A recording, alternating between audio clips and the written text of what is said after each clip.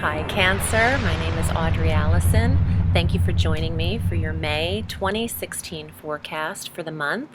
It's a beautiful day in LA, and I'm so thankful for your subscription to this channel and as well as for your support on my Facebook page, Audrey Alison Astrology and Tarot, where you can find a lot of information about transits as well as the information on radio shows. I have another radio show in May coming up at Goddess Live Radio that I'll be posting about, and you can also find me on my website, audreyallison.com, if you'd like to book a reading with me.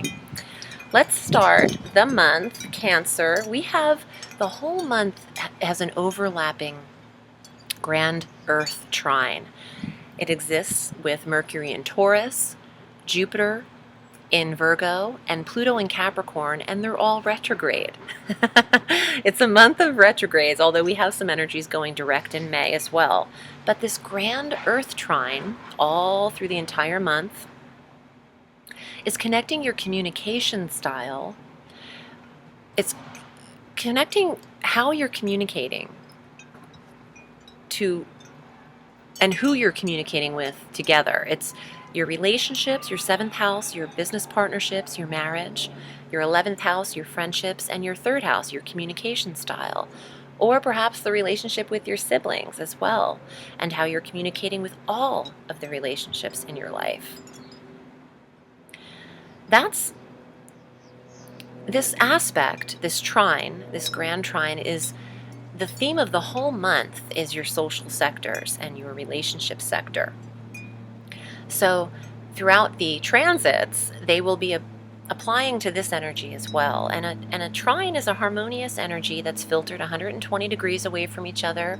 All the earth signs in the sky are ignited, and it's harmonious. I love this because you're saying the right things to the right people and with a certain amount of intensity behind it because Pluto is involved.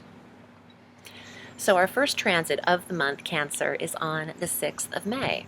And this is our new moon at 16 degrees of Taurus in the 11th house of friendships, new clubs, new goals, new relationships, new wishes and clubs and affiliations could be coming into the picture here. Maybe for summer, you're joining your swim classes, you're taking new, you're inviting new friendships, you're changing it up. I think there's a fresh newness that's starting the top of the month in your social sector. On the 9th of May, Jupiter finally goes direct in the sign of Virgo at 13 degrees in the 3rd house of communications through September 10th. So expansion in the sibling sector, the communication sector, the vehicle, larger modes and means of transportation are coming into the Cancerian's life in the 3rd house. Expansion and connection with siblings, neighborhood, local travel, new neighborhoods is coming up. A new neighborhood between now and September 10th. Now on May 20th, the sun enters Gemini. Love it. This is the 12th house. I don't mind this at all for a Cancer because you are very internal and intuitive as a water sign. And when the sun enters Gemini, that's igniting the 12th house of intuitive self-awareness, the house of rest, the house of spirituality, and the house of release and undoing and addictions and the end, the house of endings. Not too much chaos in the 12th. You could find that your dream life has expanded with the sun there, and that's great. Premonitions through dreams. Dream recall, visitation through dream, especially since Mercury's retrograde. The recalling of the past, the revisiting of the past. Consecutively now on the 21st of May, we have our full moon at 1 degree of Sagittarius, and full moons bringing an ending and a culmination and an awareness in the 6th house, an end to a health routine, an end to a daily commute, an end to a work schedule, the 6th house of routine. You could see an end to a diet. You know, you're done with that. You're done with that new carb restricted energy. The full moon is an awareness, though. So if you're not bringing an end to any of those things, there is an awareness that needs to be seen in the 6th house of health and the 6th house of work. The next day, on the 22nd, Mercury finally goes direct in Taurus at 14 degrees in that 11th house where you had the new moon. So the friendships, now you're hearing, you could, in all of that time that Mercury was retrograde in May, all the way through the 22nd, you could be hearing from friends from the past that you haven't spoken with in a while. And now that Mercury is direct, communication with the very new present friendship, social club energy is in effect. On the 24th, Venus enters Gemini, where she meets up with the Sun. And I love this, the Sun conjunct Venus in the 12th house through the 17th of June. Lots of dreams, Cancer. Keep a notepad by your bedside, because there's going to be some dreams worth remembering. And Venus is balance also, in the smoothing over of energy in the 12th house. So it could be a very restful time for you going into the beginning of summer, feeling the need for downtime and recuperation. Mars is retrograding deeper into Scorpio on the 27th of May, and when that happens, it ignites a trine with you, Scorpio. So you'll have a trining energy of a retrograde Mars through the 30th of June, which is energy and then not energy. I'm not worried about it, to be honest with you, because I feel like Cancer, for the most part, is dealing with friendships and rest in May. And your routine could be switched up. Let's get to the cards to see what they have to say for Cancer for the month of May. And if you'd like to book with me, I read all through the week. This is my sole profession. I'm at audreyallison.com. And I wanted to take a minute to also say I've been receiving some emails from people regarding what it is that I do over here. So before YouTube, I've been advertising on this medium for about 2.5 years. Prior to that, I have been reading tarot for a very large LA-based clientele, celebrity and otherwise, for about 20 years. And I read throughout the whole country, but YouTube has helped me branch out globally. So I am very busy. I've been doing this. This is not a new thing for me. YouTube is new, but my practice is not. And I've been doing it for over half my life. So that should give you an inkling of my age. I just appreciate you choosing me as your reader, which is why I bring this up, because I love what I do, and I just feel I'm connecting with a career and a path of my life that is giving me such fulfillment. And I'm appreciative of all the Cancers that I read for, because I have a large Cancerian clientele. So I'm taking a moment to let you know I'm thankful for you. And here are your cards for May 2016. Ooh, and one just flew right out. So we're going to use him first. Oh, wow. Okay, I'm freaking out. Oh my God, it doesn't get easier, really. Sometimes my job just does itself. This flew out of the top. It was the first card anyway, and it flew out. And it's the Chariot, and it is the sign of Cancer. However, since it was the top card, and I dropped these in 4 piles, it would show up as the last card. So I'm including it as that top card, but here's how your reading looks, because it's going to be in the top of the last pile. The first card is your Ace of Swords. Victory. Yes, it's a yes card. Whatever you were thinking of, your answer is yes. It's success. It's also clear thinking and wisdom. Use your smarts, not your emotions, I guess they're saying, to make decisions.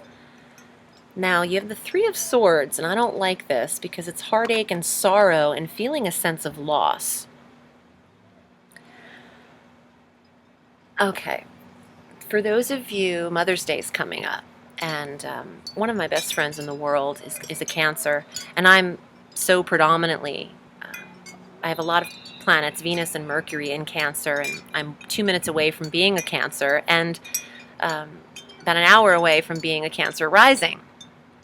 But I just heard what this is about because of my closest friend. If you've lost your mother, and Mother's Day is coming up in the beginning of May, and this is about, that kind of pain, that kind of ache in your heart that can't be quenched.